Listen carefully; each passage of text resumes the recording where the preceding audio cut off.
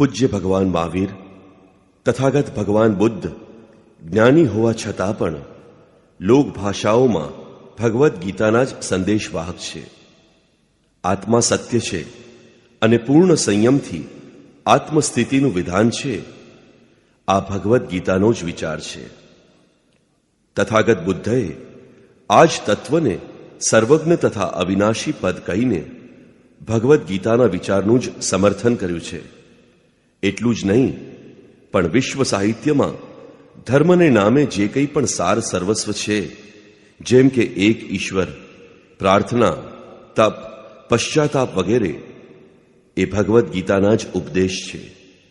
એ જ ઉપદેશ સ્વામી શ્રી અડગડાનંદજીના મુખ કમળમાંથી નીકળેલી યથાર્થ ગીતા, અને આજે એ યથાર્થ ગીતા કેસેટ રૂપમાં માનવ માત્રની મુક્તિનો દિવ્ય સંદેશ બનીને ઊભી છે.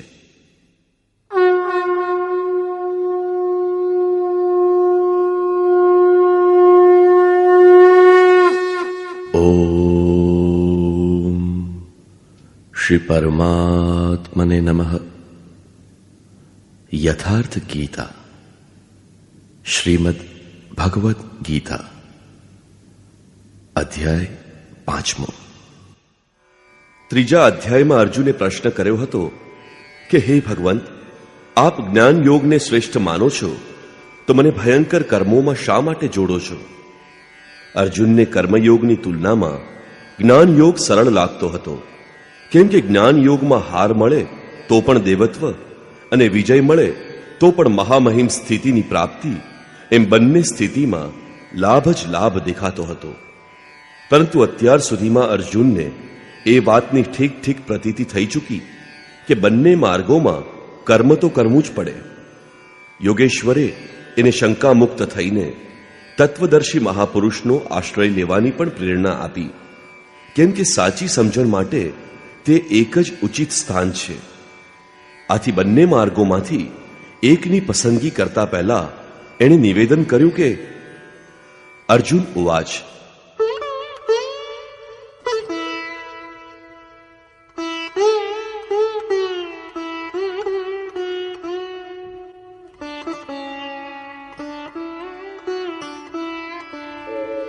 સંન્યાસં કર્મણાં કૃષ્ણ પુનર્યોગં ચ શંસસી યચ્છ્રેય એતયોરેકં તન્મે બ્રૂહિ સુનિશ્ચિતં. હે શ્રી કૃષ્ણ, આપ ક્યારેક સંન્યાસના માધ્યમ દ્વારા કર્મ કરવા અને ક્યારેક નિષ્કામ દ્રષ્ટિથી કરવાના કર્મની પ્રશંસા કરો છો. આ બંનેમાંથી આપે જે એક અંગે નિર્ણય કર્યો હોય, જે પરમ કલ્યાણકારી હોય, એ મને જણાવો. કોઈ જગ્યાએ જવા માટે તમને 2 માર્ગ બતાવવામાં આવે તો તમે કોઈ એક સગવડ ભર્યા માર્ગ અંગે જરૂર પૂછશો. અગર એ અંગે ન પૂછો તો એનો અર્થ એમ થાય કે તમે જવા માટે ઉત્સુક નથી. આ બાબતમાં શ્રી કૃષ્ણએ કહ્યું, શ્રી ભગવાન ઉવાચ,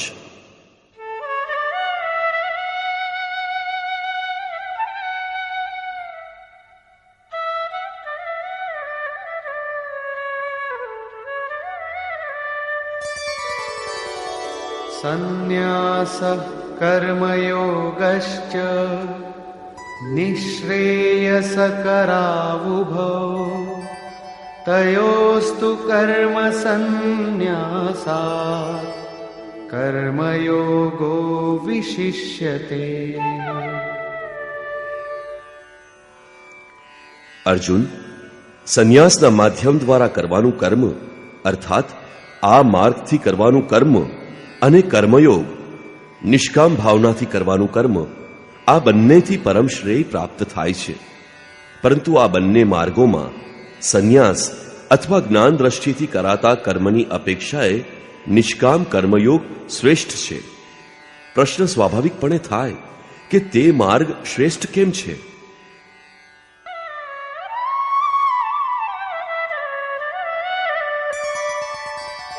જ્ઞેયઃ સ નિત્ય સંન્યાસી यो न द्वेष्टि न काङ्क्षति निर्द्वन्द्वो हि महाबाहो सुखं बन्धात् प्रमुच्यते।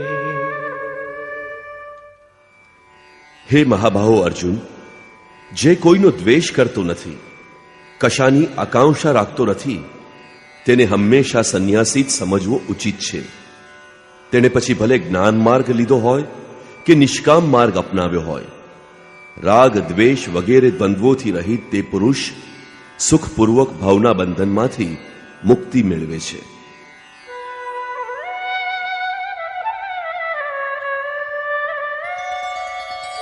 સાંખ્યયોગો પૃથગ બાલાઃ પ્રવદન્તિ ન પંડિતાઃ એકમપ્યાસ્થિતઃ સમ્યગ્ ઉભયોર્વિંદતે ફલમ.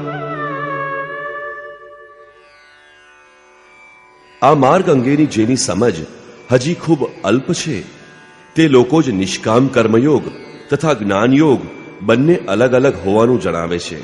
કેમ કે બંનેમાંથી એકમાં પણ સારી રીતે સ્થિત પુરુષ બંનેના ફળ સ્વરૂપ પરમાત્માને પ્રાપ્ત કરે છે. બંનેનું ફળ એક જ છે, એટલા માટે બંને એક સમાન છે.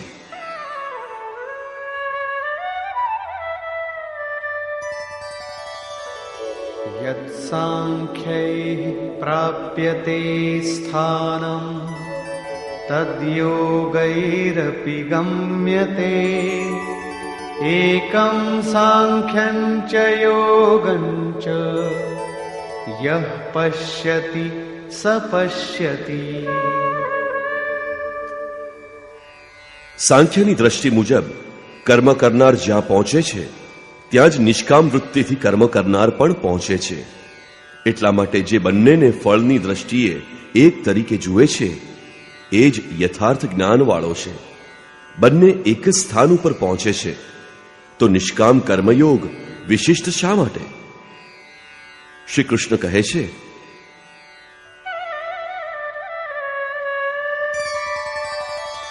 સંન્યાસસ્તુ મહાબાહો દુઃખમાપ્તુમયો ગતઃ યોગયુક્તો મુનિર્બ્રહ્મ ન ચિરેણાધિગચ્છતિ.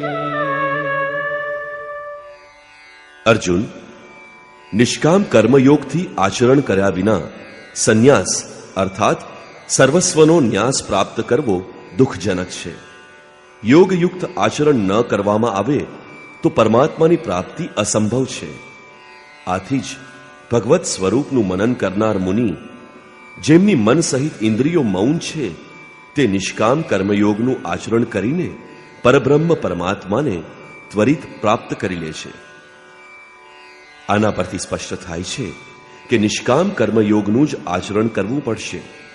કેમ કે બંને ક્રિયાઓ એક જ છે. તે યજ્ઞની ક્રિયા છે અને તેનો શુદ્ધ અર્થ છે આરાધના. આ બંને માર્ગોમાં દેખાતું અંતર કેવળ કર્તાના દ્રષ્ટિકોણનું છે. એક પોતાની શક્તિ સમજીને આ કર્મમાં પ્રવૃત્ત થાય છે અને બીજો નિષ્કામ કર્મયોગી ઈષ્ટ ઉપર ધ્યાન રાખીને, એના ઉપર આધાર રાખીને આમાં પ્રવૃત્ત થાય છે. ઉદાહરણ તરીકે, એક ખાનગી ટ્યુશન દ્વારા શીખે છે, બીજો નિયુક્ત છે. બંનેનો પાઠ્યક્રમ સરખો છે, પરીક્ષા એક છે, પરીક્ષક અને નિરીક્ષક બંને એક જ છે.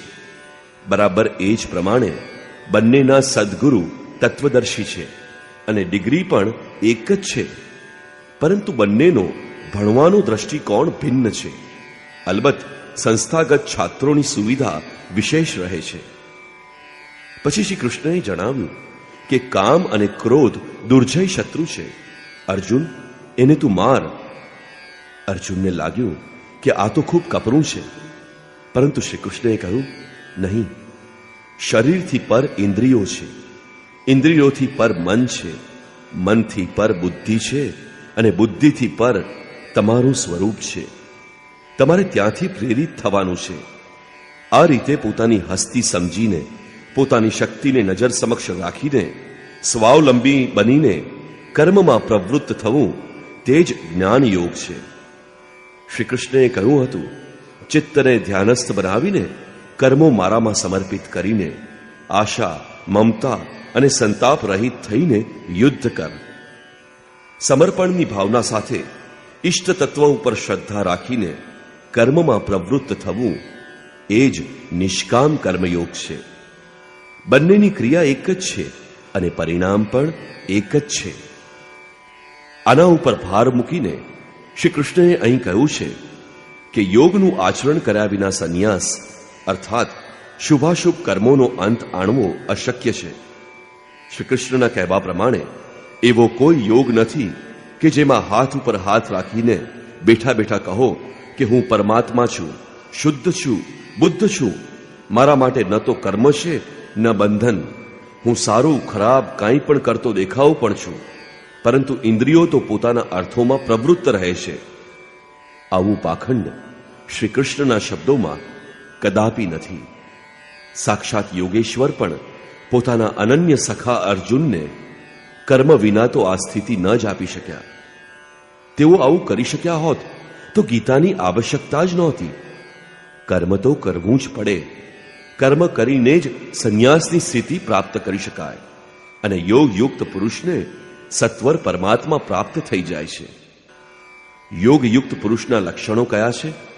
આ બાબતમાં ભગવાન કહે છે,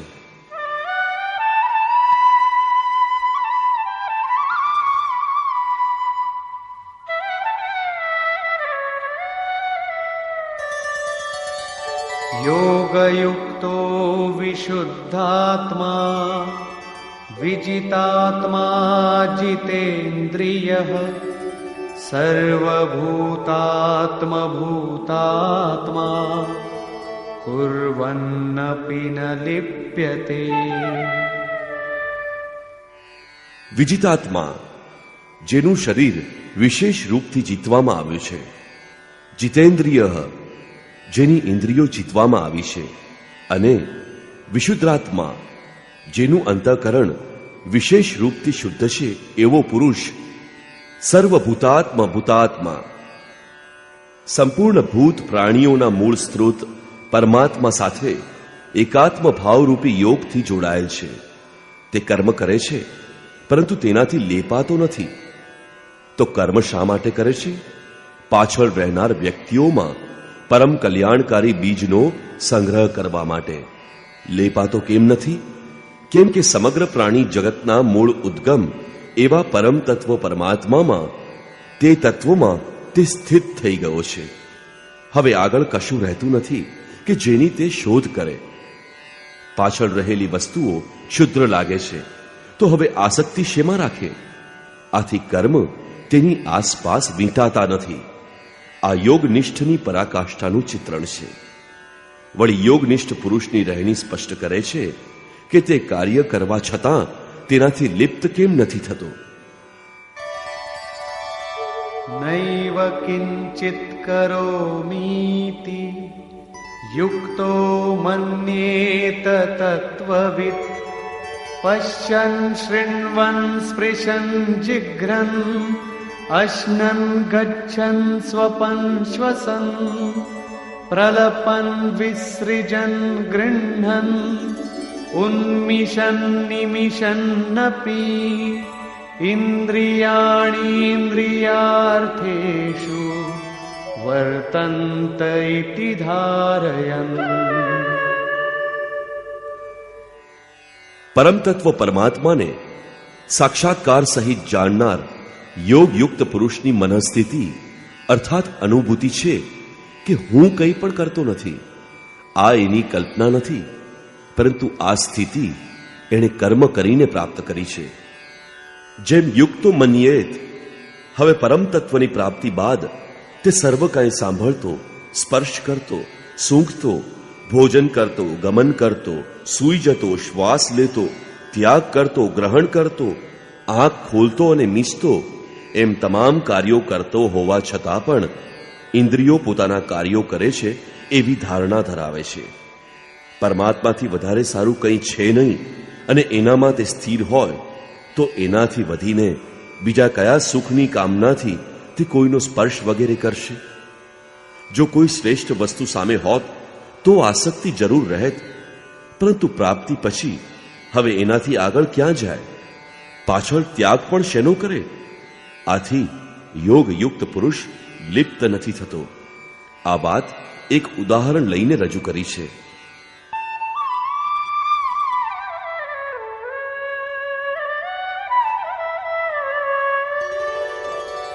બ્રહ્મણ્યાધાય કર્માણિ સંગમ ત્યક્ત્વા કરોતિ યહ લિપ્યતે ન સ પાપેન પદ્મપત્રમિવાંભસા.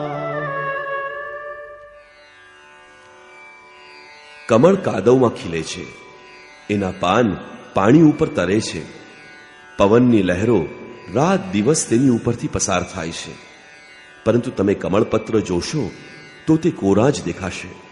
પાણીનું એક પણ બૂંદ એના ઉપર ઠરશે નહીં.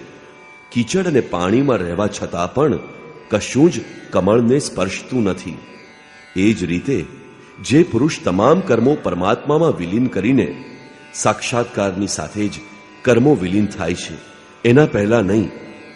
એટલે એ જ રીતે જે પુરુષ તમામ કર્મો પરમાત્મામાં વિલીન કરીને આસક્તિનો ત્યાગ કરીને, હવે આગળ કોઈ વસ્તુ નથી, આથી આસક્તિ નથી રહેતી, એટલે કે આસક્તિ ત્યાગીને કર્મ કરે છે, તે પણ આ રીતે કર્મ કરવાથી લેપાતો નથી.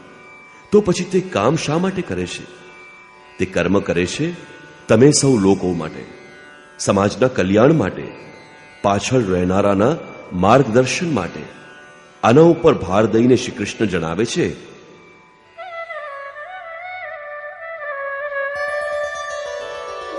કાયેન મનસા બુદ્ધ્યા કેવલૈરિન્દ્રિયૈરપી યોગિનઃ કર્મ કુર્વન્તિ સંગમ ત્યક્ત્વાત્મશુદ્ધયે.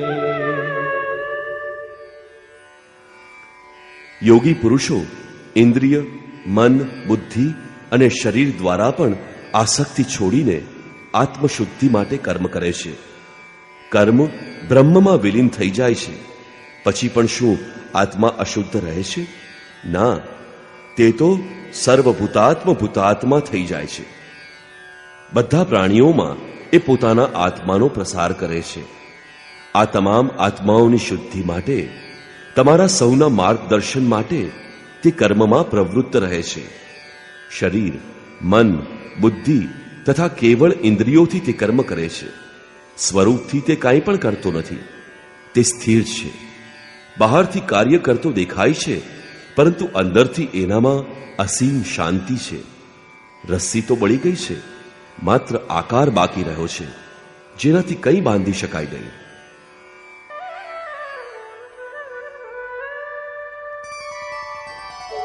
યુક્ત કર્મફલમ ત્યક્ત્વા શાંતિમાપ્નોતિ નૈષ્ઠિકીમ અયુક્ત કામકારેણ ફલે સક્તો નિબધ્યતે. યોગયુક્ત એટલે કે યોગના પરિણામને પ્રાપ્ત કરેલ પુરુષ સર્વ પ્રાણીઓના આત્માના મૂળ સ્ત્રોત પરમાત્મામાં સ્થિત છે. એવા યોગી કર્મફળને ત્યાગીને, કર્મનું ફળ એના માટે પરમાત્માથી ભિન્ન નથી, તેથી હવે કર્મફળનો ત્યાગ કરીને નૈષ્ઠિકીમ શાંતિમ આપનોતિ, શાંતિની અંતિમ અવસ્થાએ પહોંચે છે, જેનાથી આગળ કોઈ શાંતિ બાકી નથી. જેના પછી તે કદી પણ અશાંત નથી થતો. પરંતુ અયુક્ત પુરુષ જે યોગના પરિણામ પામ્યો નથી, તે હજી પણ રસ્તા વચ્ચે છે. આવો પુરુષ ફળની આસક્તિ રાખે છે. પરમાત્મા ફળ હોય એમાં એની આસક્તિ આવશ્યક છે. આથી ફળમાં આસક્ત હોવા છતાં કામકારેણ નિબધ્યતે, તે કામના કરીને બંધનયુક્ત બને છે. અર્થાત પ્રાપ્તિ ન થાય ત્યાં સુધી કામના જાગ્રત રહે છે. આથી સાધકે પ્રાપ્તિ સુધી સાવધાન રહેવું જોઈએ.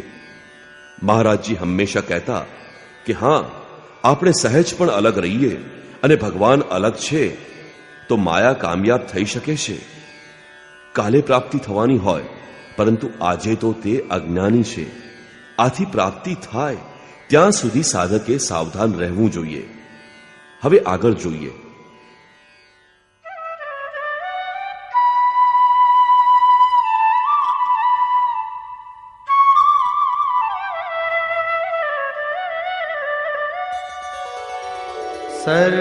સર્વકર્માણિ મનસા સંન્યસ્યાસ્તે સુખમ વશી નવદ્વારે પુરે દેહી નૈવ કુર્વન્ન કારયન.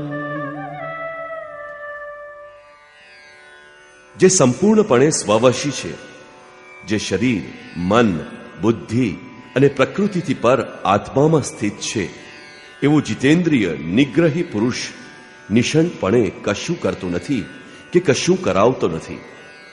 પાછળ રહેનારાઓ પાસે કરાવવાથી પણ એની આંતરિક શાંતિને સ્પર્શ નથી થતો. આવો સ્વરૂપસ્થ પુરુષ શબ્દાદિ વિષયોની પ્રાપ્તિ કરાવનાર નવ દ્વાર એટલે કે 2 કાન, 2 આંખ, 2 નાકના છિદ્ર, 1 મુખ, ઉપસ્થ અને ગુદા એવા 9 દ્વાર યુક્ત શરીરરૂપી નગરમાં તમામ કર્મોનો મનથી ત્યાગ કરીને સ્વરૂપાનંદમાં સ્થિર રહે છે. તે યથાર્થપણે કાંઈ કરતો નથી, કાંઈ કરાવતો નથી. આ જ વાત શ્રી કૃષ્ણ ફરીથી બીજા શબ્દોમાં કહે છે કે તે પ્રભુ ન કરાવે છે ન કરે છે. સદ્ગુરુ ભગવાન, ઇષ્ટ, સ્વરૂપસ્થ મહાપુરુષ, યુક્ત વગેરે શબ્દો એકબીજાના પર્યાય છે. અલગપણે ભગવાન કંઈ કરવા આવતા નથી. તે જ્યારે પણ કરે છે ત્યારે આ સ્વરૂપસ્થ પરમ તત્વના માધ્યમ દ્વારા જ કરે અને કરાવે છે. મહાપુરુષ માટે શરીર કેવળ મકાન છે. આથી પરમાત્માનું કરવું અને મહાપુરુષનું કરવું બંને એક જ વાત છે, કેમ કે તે પરમાત્મા એમના દ્વારા કરે છે. વાસ્તવમાં તે પુરુષ કરવા છતાં કાંઈ કરતો નથી. આ અંગે પછીનો શ્લોક જુઓ. ન કર્તૃત્વં ન કર્માણિ લોકસ્ય સૃજતિ પ્રભુઃ ન કર્મફલ સંયોગમ સ્વભાવસ્તુ પ્રવર્તતે. તે પરમાત્મા પ્રાણી માત્રના કર્તાપણાનો, કર્મોનો અને કર્મફળોનો સંયોગ ગોઠવતો નથી, પરંતુ સ્વભાવમાં સ્થિત પ્રકૃતિના દબાણ અનુસાર જ તમામ કાર્ય કરે છે. સાત્વિક, રાજસી અથવા તામસી જેવી જેની પ્રકૃતિ હોય તે પ્રમાણે તે સ્તરથી તે પ્રવૃત્તિ કરે છે. પ્રકૃતિ તો લાંબી પહોળી છે. તમારો સ્વભાવ જેટલો વિકૃત અથવા વિકસિત હોય તેટલો જ તે ઉપર એનો પ્રભાવ પડશે. ઘણીવાર લોકો કહે છે કે કરવા કરાવવા વાળા તો ભગવાન છે, અમે તો યંત્ર છીએ, અમારી પાસે તે સારું કરાવે કે ખરાબ કરાવે. કિંતુ યોગેશ્વર શ્રી કૃષ્ણ કહે છે કે તે પ્રભુ કશું જાતે કરતા નથી કે કરાવતા નથી, અને ન તો જગાડીને બેસાડે છે. લોકો પોતાની સ્વભાવગત પ્રકૃતિ અનુસાર જાતે કાર્ય કરે છે. તે પોતે આદતથી મજબૂર થઈને કરે છે. ભગવાન કંઈ કરતા નથી. તો લોકો શા માટે કહે છે કે ભગવાન કરે છે? આ અંગે યોગેશ્વર બતાવે છે.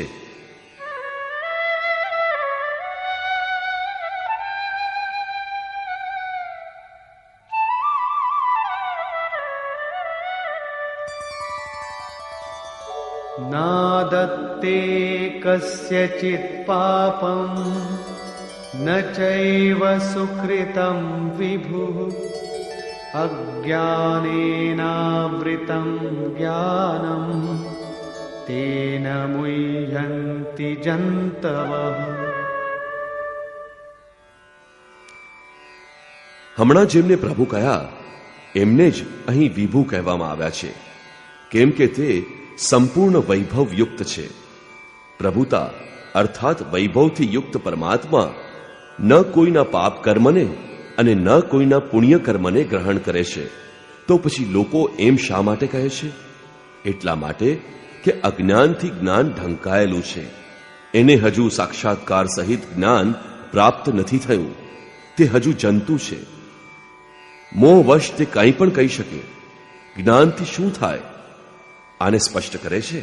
જ્ઞાનેન તુ તદજ્ઞાનમ યેષામ નાશિતમાત્મનઃ તેષામાદિત્યવજ્ જ્ઞાનમ પ્રકાશયતિ તત્પરમ.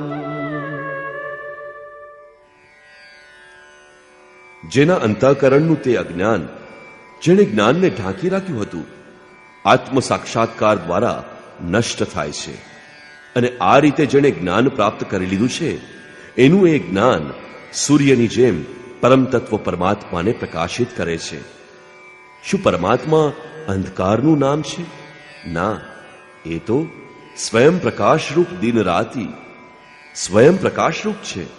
તે પ્રકાશરૂપ હોવા છતાં આપણા ઉપભોગ માટે તો નથી, તે દેખી શકાતા તો નથી.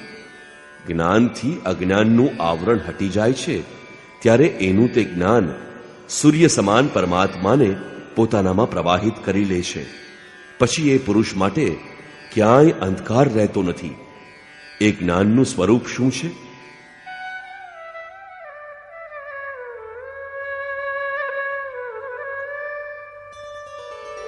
તદ્બુદ્ધયસ્તદાત્માન તન્નિષ્ઠાસ્તત્પરાયણાઃ ગચ્છન્ત્ય પુનરાવૃત્તિમ જ્ઞાનનિર્ધૂતકલ્મષાઃ.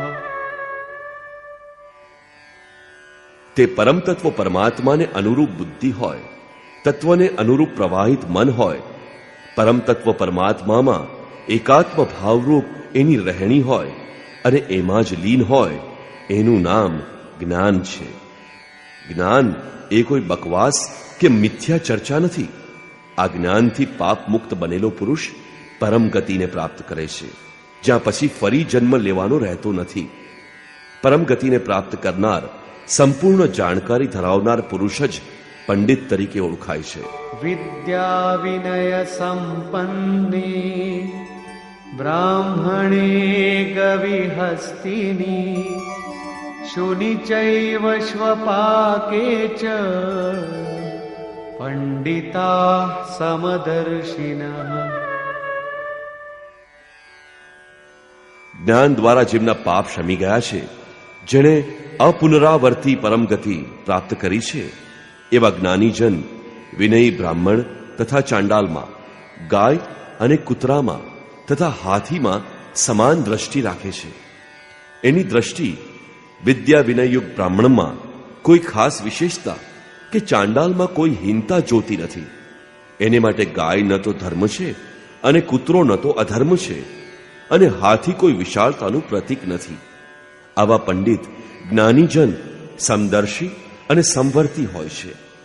એમની દ્રષ્ટિ ચામડી ઉપર રહેતી નથી, પરંતુ આત્મા ઉપર રહે છે. આમાં તફાવત એટલો છે કે વિદ્યા વિનય સંપન્ન સ્વરૂપની નજીક છે અને બાકીના થોડાક પાછળ છે. કોઈ એક મંજિલ આગળ છે તો કોઈ પાછળના પડાવમાં છે. શરીર તો વસ્ત્ર છે. એની દ્રષ્ટિ વસ્ત્રને મહત્વ નથી આપતી, પરંતુ છતાં એના હૃદયમાં સ્થિત આત્મા ઉપર એની દ્રષ્ટિ રહે છે. આથી તે કોઈ ભેદભાવ રાખતો નથી. શ્રી કૃષ્ણએ પૂરતી ગોસેવા કરી હતી. એમણે ગાય માટે ગૌરવપૂર્ણ શબ્દો કહેવા જોઈતા હતા, પરંતુ એમણે એવું કશું કહ્યું નહીં. શ્રી કૃષ્ણએ ગાયને ધર્મમાં કોઈ સ્થાન આપ્યું ન હતું. એમણે તો એટલું જ માન્યું કે બીજા જીવાત્માઓની જેમ એનામાં પણ આત્મા છે. ગાયનું આર્થિક મહત્વ જે કંઈ હોય તે ખરું, પરંતુ એનું ધાર્મિક મહત્વ પરવર્તી અવિવેકીઓની દેન છે. શ્રી કૃષ્ણએ પાછળથી બતાવ્યું કે અવિવેકીઓની બુદ્ધિ અનંત શાખાઓ વાળી હોય છે. આથી તે અનંત ક્રિયાઓનો વિસ્તાર કરી લે છે. બનાવટી પરંતુ અલંકૃત સારી વાણીમાં એ બધું વ્યક્ત કરે છે. એની વાણીની છાપ જેના મન ઉપર પડે તે વ્યક્તિની બુદ્ધિ પણ નષ્ટ થઈ જાય છે. તે કશું મેળવતા નથી, પરંતુ નષ્ટ થઈ જાય છે. જ્યારે નિષ્કામ કર્મયોગમાં હે અર્જુન નિર્ધારિત ક્રિયા એક જ છે, યજ્ઞની પ્રક્રિયા, આરાધના. ગાય, કૂતરો, હાથી, પીપળો, નદી વગેરેનું ધાર્મિક મહત્વ આ અનંત શાખાઓ ધરાવનારાની ભેટ છે. આ બધી વસ્તુઓનું કોઈ ધાર્મિક મહત્વ હોત તો શ્રી કૃષ્ણએ એની વાત જરૂર કરી હોત. હા, પ્રારંભિક કાળમાં મંદિર, મસ્જિદ વગેરે પૂજાના સ્થળો અવશ્ય હોય છે. ત્યાં પ્રેરણાદાયક સામૂહિક ઉપદેશ અપાય છે. એની ઉપયોગિતા પણ છે. તે ધર્મોપદેશ કેન્દ્ર છે. પ્રસ્તુત શ્લોકમાં બે પંડિતોની ચર્ચા છે. એક પંડિત પૂર્ણ જ્ઞાની છે, બીજો પંડિત વિદ્યા વિનય સંપન્ન છે. આમાં દ્વિત્વ, બેપણું કેવી રીતે? હકીકતમાં તો પ્રત્યેક શ્રેણીની બે સીમા હોય છે. એક અધિકતમ સીમા, પરાકાષ્ઠા, અને બીજી પ્રવેશિકા અથવા તો નિમ્નતમ સીમા. ઉદાહરણ માટે ભક્તિ જ્યાંથી શરૂ થાય, વિવેક, વૈરાગ્ય અને લગ્નની સાથે જ્યારે આરાધના કરવામાં આવે ત્યારે તેને ભક્તિની નિમ્નતમ સીમા કહી શકાય. ભક્તિનું પરિણામ મેળવવાની સ્થિતિ ઉત્પન્ન થાય ત્યારે તે અધિકતમ સીમા બને છે. આ જ રીતે બ્રાહ્મણ શ્રેણી છે. બ્રહ્મમાં પ્રવેશ મેળવવાની ક્ષમતા આવે ત્યારે તે સમયે વિદ્યા હોય છે, વિનય હોય છે, મનનું શમન, ઇન્દ્રિયોનું દમન, અનુભવી સૂત્રપાતનો સંચાર, ધારાવાહી ચિંતન, ધ્યાન અને સમાધિ વગેરે બ્રહ્મમાં પ્રવેશ અપાવનાર તમામ યોગ્યતા અંતરાલમાં સ્વાભાવિક રીતે કાર્યરત રહે છે. આ બ્રાહ્મણત્વની નિમ્નતમ સીમા છે. વ્યક્તિનો ક્રમશઃ ઉત્કર્ષ થતાં થતાં તે બ્રહ્મનું દર્શન કરીને એમાં વિલીન થઈ જાય ત્યારે તે ઉચ્ચતમ સીમાએ પહોંચે છે. જેને જાણવાનું હતું જાણી લીધું, એ જ પૂર્ણ જ્ઞાતા છે. અપુનરાવૃત્તિવાળા આવા મહાપુરુષને વિદ્યા વિનય સંપન્ન બ્રાહ્મણ, ચાંડાલ, કૂતરો, હાથી, ગાય તમામ ઉપર સમાન દ્રષ્ટિ હોય છે. કારણ કે એની દ્રષ્ટિ હૃદય સ્થિત આત્મ સ્વરૂપ ઉપર પડે છે. આવા મહાપુરુષને પરમગતિમાં શું અને કેવી રીતે મળે છે એના ઉપર પ્રકાશ નાખતા શ્રી કૃષ્ણએ દર્શાવ્યું છે.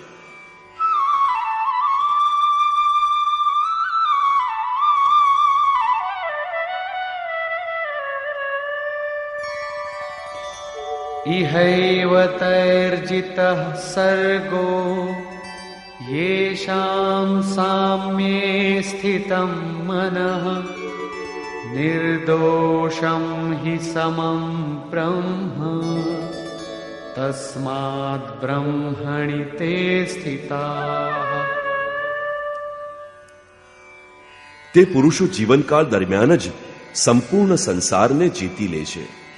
જેઓનું મન સમત્વમાં સ્થિત છે. મનના સમત્વને સંસાર જીતવા સાથે શો સંબંધ? સંસાર મટી જાય છે તો પછી પુરુષ ક્યાં રહ્યો? શ્રી કૃષ્ણ કહે છે, નિર્દોષમ હિ સમ બ્રહ્મ. તે બ્રહ્મ નિર્દોષ અને સમ છે. અહીં એનું મન પણ નિર્દોષ અને સમસ્થિતિવાળું થઈ ગયું. તસ્માત બ્રહ્મણી તે સ્થિતાહ. એટલા માટે તે બ્રહ્મમાં સ્થિત થઈ જાય છે. આનું જ નામ છે અપુનરાવર્તનીય પરમગતિ. આ ક્યારે મળે છે? જ્યારે સંસાર રૂપી શત્રુ ઉપર વિજય થાય ત્યારે આ પરમગતિ પ્રાપ્ત થાય છે. સંસાર ક્યારે જીતાય છે? જ્યારે મન ઉપર નિયંત્રણ સ્થાપિત થાય, સમત્વમાં પ્રવેશ થાય.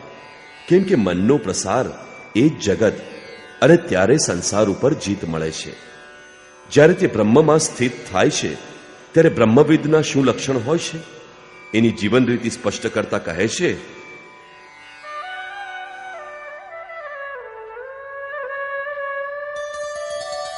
न प्रहिष्येत् प्रियं प्राप्य नो द्विजेत् प्राप्य चाप्रियं स्थिरबुद्धिरसम्मूढो ब्रह्मविद् ब्रह्मणि स्थितः.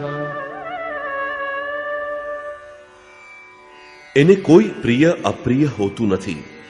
આથી જ જેને લોકો પ્રિય સમજે છે તેને મેળવીને તે હર્ષ પામતો નથી, અને જેને લોકો અપ્રિય સમજે છે, જેમાં ધર્માવલંબી ચિહ્ન લગાડે છે, એને મેળવીને તે ઉદ્વેગ પામતો નથી. આવો સ્થિર બુદ્ધિ, અસમ્મૂઢ, સંશય રહિત બ્રહ્મવિદ, બ્રહ્મ સાથે સંયુક્ત બ્રહ્મવેદતા, બ્રહ્મણી સ્થિત, પરાત પર બ્રહ્મમાં સદૈવ સ્થિત છે. બાહ્ય સ્પર્શેષ્વસક્તાત્મા વિંદત્યાત્મનિ યત સુખમ સબ્રહ્મયોગયુક્તાત્મા સુખમક્ષયમશ્નુતે. બાહ્ય સંસારી વિષય ભોગોમાં અનાસક્ત પુરુષ અંતરાત્મામાં જે સ્થિત સુખ છે તેને પામે છે. તે પુરુષ બ્રહ્મયોગ યુક્ત આત્મા, પરબ્રહ્મ પરમાત્માની સાથેના મિલનથી યુક્ત આત્માવાળો છે. આથી જ તે અક્ષય આનંદનો અનુભવ કરે છે. જે આનંદનો કદાપી ક્ષય થતો નથી, તે આનંદનો ઉપભોગ કોણ કરી શકે છે? જે બાહ્ય વિષય ભોગમાં અનાસક્ત હોય તે. તો શું ભોગ બાધક છે? ભગવાન શ્રી કૃષ્ણ કહે છે,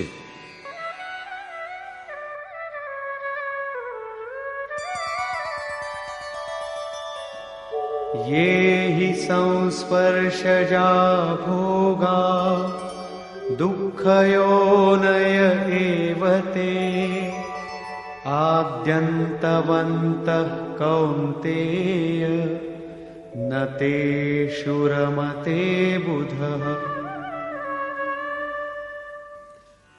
કેવળ ચામડી જ નહીં, પરંતુ તમામ ઇન્દ્રિયો સ્પર્શ કરે છે. જોવું એ આંખનો સ્પર્શ છે, સાંભળવું કાનનો સ્પર્શ છે. આ રીતે ઇન્દ્રિયો અને વિષયોના સંયોગોથી ઉત્પન્ન થનાર તમામ ભોગ ભોગવવામાં તો સુખ જ જણાય છે, પરંતુ નિશંકપણે તે તમામ દુઃખયોનય દુઃખદ યોનિઓનું જ કારણ છે. આ ભોગ જ યોનિઓનું કારણ છે. ઉપરાંત આ ભોગ ઉત્પન્ન થાય છે અને નાશ પણ પામી જાય છે, કેમ કે તે નશ્વર છે. આથી હે કૌંતેય, વિવેકી પુરુષ એમાં ફસાતો નથી. ઇન્દ્રિયોના આ સ્પર્શમાં શું છે? કામ અને ક્રોધ, રાગ અને દ્વેષ. એ વિશે શ્રી કૃષ્ણ કહે છે,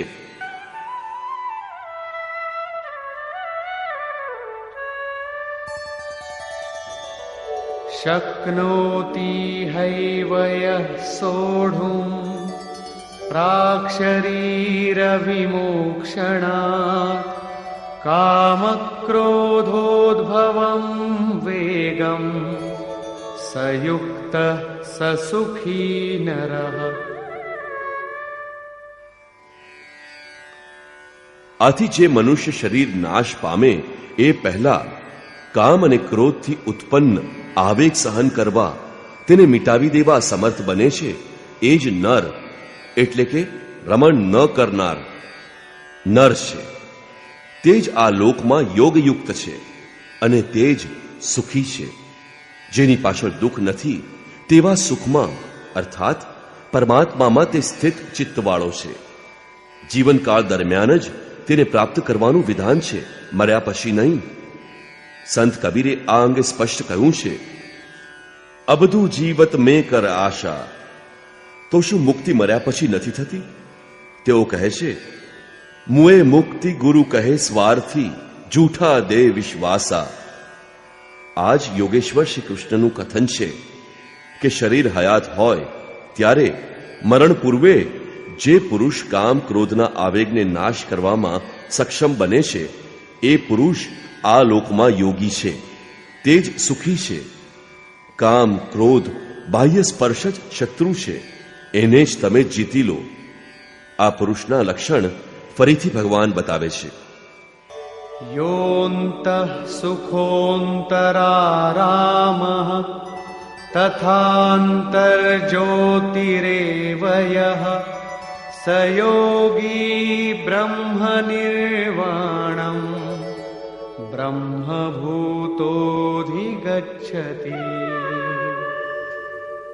જે વ્યક્તિ અંતરાત્મામાં સુખવાળો, અંતરારામઃ અંતરાત્મામાં આરામવાળો તથા અંતરાત્મામાં જ પ્રકાશવાળો એટલે કે સાક્ષાત્કારવાળો છે, તે જ યોગી બ્રહ્મભૂત બ્રહ્મની સાથે એક થઈને બ્રહ્મ નિર્વાણમ વાણીથી પર બ્રહ્મ શાશ્વત બ્રહ્મને પ્રાપ્ત કરે છે. અર્થાત પ્રથમ વિકારો કામ ક્રોધોનો અંત અને ત્યારબાદ દર્શન અને પછી પ્રવેશ. હવે આગળ જોઈએ.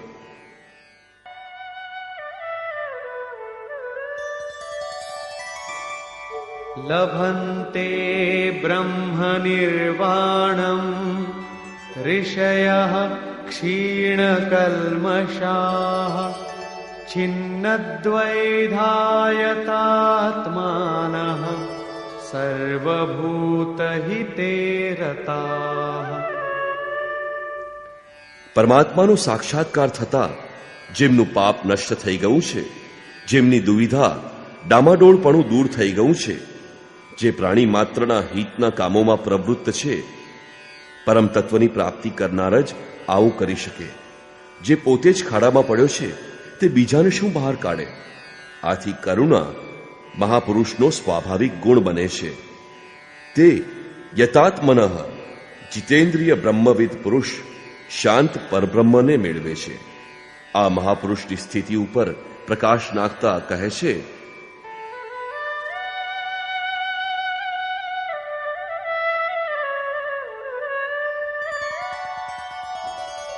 કામક્રોધવિયુક્તાનાં યતીનાં યતચેતસાં અભિતો બ્રહ્મનિર્વાણં વર્તતે વિદિતાત્મનાં. કામ ક્રોધ રહિત જીતેન્દ્રિય પરમાત્માનો સાક્ષાત્કાર કરેલ જ્ઞાની પુરુષને બધી જગ્યાએથી શાંત પરબ્રહ્મ જ પ્રાપ્ત છે. યોગેશ્વર શ્રી કૃષ્ણ વારંવાર એ પુરુષની રહેણી ઉપર ભાર મૂકે છે, જેનાથી પ્રેરણા મળે. પ્રશ્ન લગભગ પૂરો થયો. હવે આ વાત ઉપર ફરીથી ભાર મૂકીને કહે છે કે આ સ્થિતિ પ્રાપ્ત કરવા માટેનું આવશ્યક અંગ છે શ્વાસ પ્રશ્વાસનું ચિંતન. યજ્ઞની ક્રિયામાં પ્રાણનો અપાનમાં હવન, અપાનનો પ્રાણમાં હવન, પ્રાણ અપાન બંનેની ગતિનો નિરોધ એમણે બતાવ્યો હતો. એને જ હવે સમજાવી રહ્યા છે.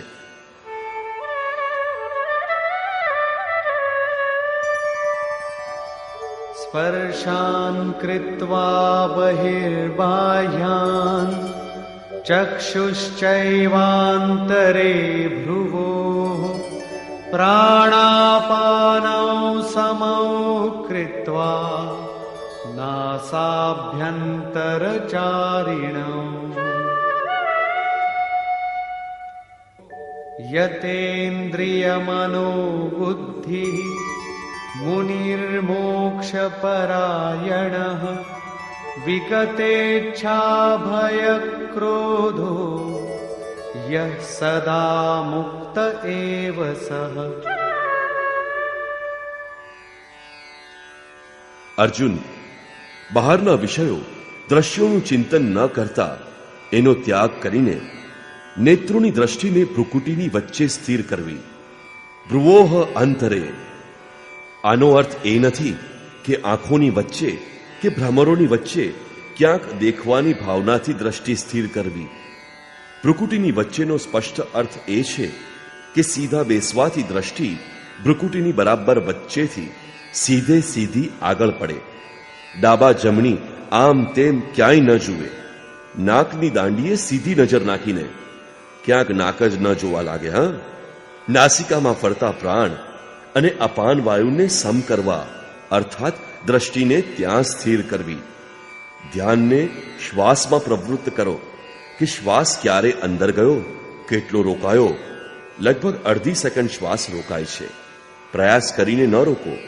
ક્યારે શ્વાસ બહાર નીકળ્યો, કેટલી વાર સુધી બહાર રહ્યો. આ અંગે કહેવાની જરૂર નથી કે શ્વાસમાં નામ ધ્વનિ સંભળાવા લાગશે. આમ શ્વાસ પ્રશ્વાસ ઉપર ધ્યાન કેન્દ્રિત થઈ જશે તો પછી ધીરે ધીરે શ્વાસ અચલ સ્થિર થઈ જશે, સમ થઈ જશે. અંદર સંકલ્પ ઉઠશે નહીં અને બહારનો સંકલ્પ અંદર ટકરાઈ શકશે નહીં. બહારના ભોગોની ઈચ્છા તો બહાર જ ત્યાગી દીધી હતી. તેલની ધારાની જેમ. તેલની ધારા પાણીની જેમ ટપ ટપ નહીં પડે. જ્યાં સુધી પડશે ત્યાં સુધી ધારામાં જ પડશે. આ પ્રમાણે પ્રાણ અને અપાનની ગતિ એકદમ સમ સ્થિર કરીને ઇન્દ્રિયો, મન અને બુદ્ધિને જેમણે જીતી લીધા છે, ઈચ્છા, ભય અને ક્રોધથી મુક્ત, ચિંતનની ચરમસીમા ઉપર પહોંચેલા મોક્ષપરાયણ મુનિ સદા મુક્ત જ છે. મુક્ત થઈને તે ક્યાં જાય છે, શું મેળવે છે, આ વિશે કહે છે કે